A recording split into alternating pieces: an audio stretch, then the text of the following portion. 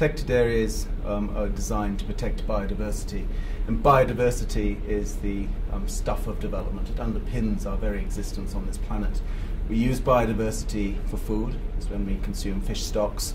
We use it for building, for fibres, we use it for medicine, so it's really critical to our survival in so many ways. And then we also depend on ecosystem services, such as the regulation of water supplies, pollination in terms of sustaining food security. And without these services, we couldn't live on this planet. And that's why biodiversity is important. Now, biodiversity is being threatened. We're losing biodiversity, we're losing species. 1 out of every 4 mammals on this planet are threatened with extinction. And unless we protect biodiversity, we really are going to lose the essential goods, the food, the fibres that we depend upon, and we're going to lose the ecosystem services, and that's going to put us in a really difficult situation in terms of our future development prospects. And so that's why it matters for development. Also, biodiversity is being lost as a result of development, because we've got development which doesn't sort of accommodate the costs on biodiversity within the cost-benefit calculus in terms of development, and that's an issue because you're losing what you need to survive at the same time as developing, and we need to find an accommodation which protects biodiversity in the pursuit of development.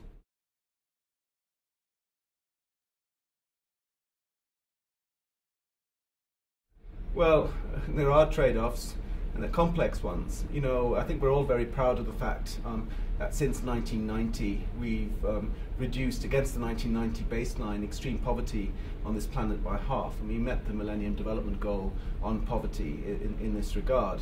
And we pulled 700 million people out of extreme poverty. Now, the world population grew in the meantime, so the number of people on the planet grew by 2 billion, and we now still have 1.2 billion people in extreme poverty. But we know that we can pull people out of poverty, and we know also, and this is the experience of the Millennium Development Goal agenda, that you need growth to make that happen. So 2/3 of poverty reduction globally was caused by was spurred by growth. Now the problem is growth comes at a cost too. There's a cost in terms of the environment, and if we're going to have growth which undermines biodiversity, which undermines our basic life support systems on this planet, that growth isn't going to be very sustainable. So we need a new type of growth. We need growth which sort of fully integrates the environmental consequences of development, and I think that is our challenge today, is to try and find that balance. In that regard, it's not an either-or. You need to have growth. We need to look after the welfare of a growing population. We're expecting to add another 2 billion people to our human population in the next 30 years. By 2050, but if we don't at the same time look after the environment, we're not going to be able to secure their welfare, and that's a serious consideration that we need to give in this equation.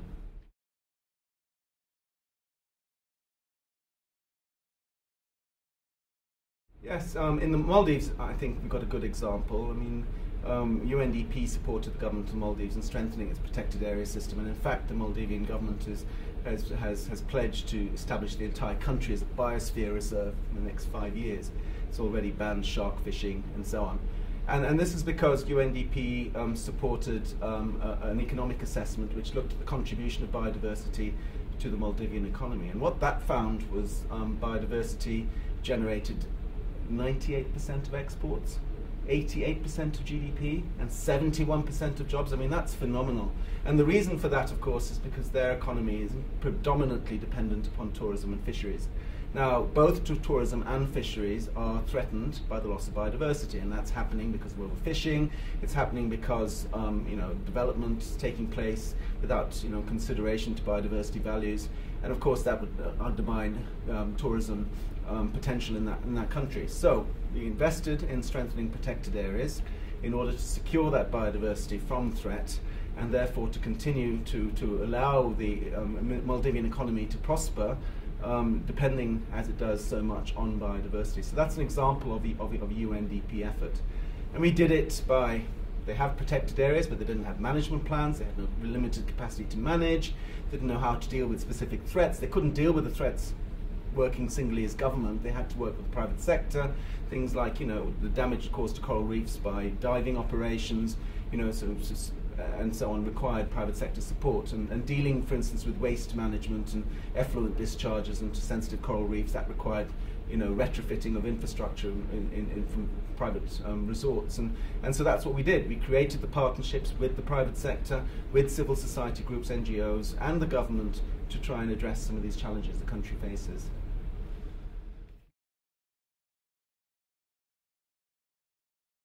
Well, I actually live next to a protected area in New York. It's a bit odd, really. You don't associate protected areas with New York.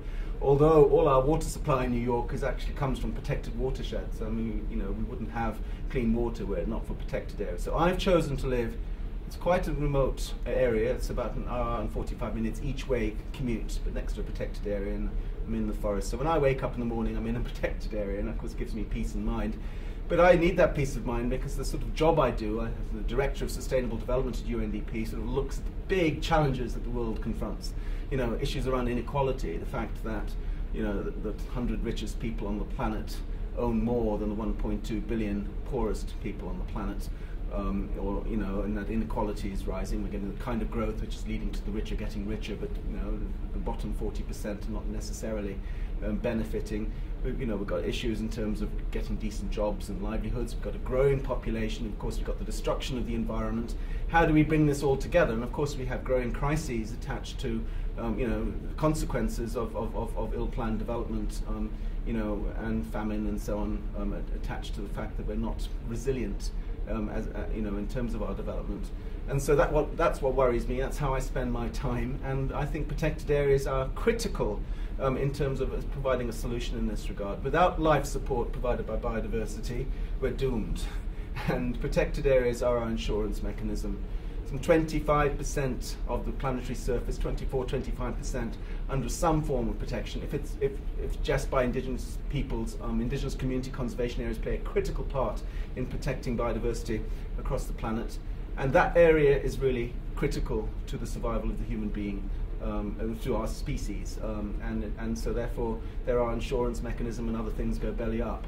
So that's what drives me. I see protected areas as a key part of the development agenda and a solution to many of the other challenges society faces.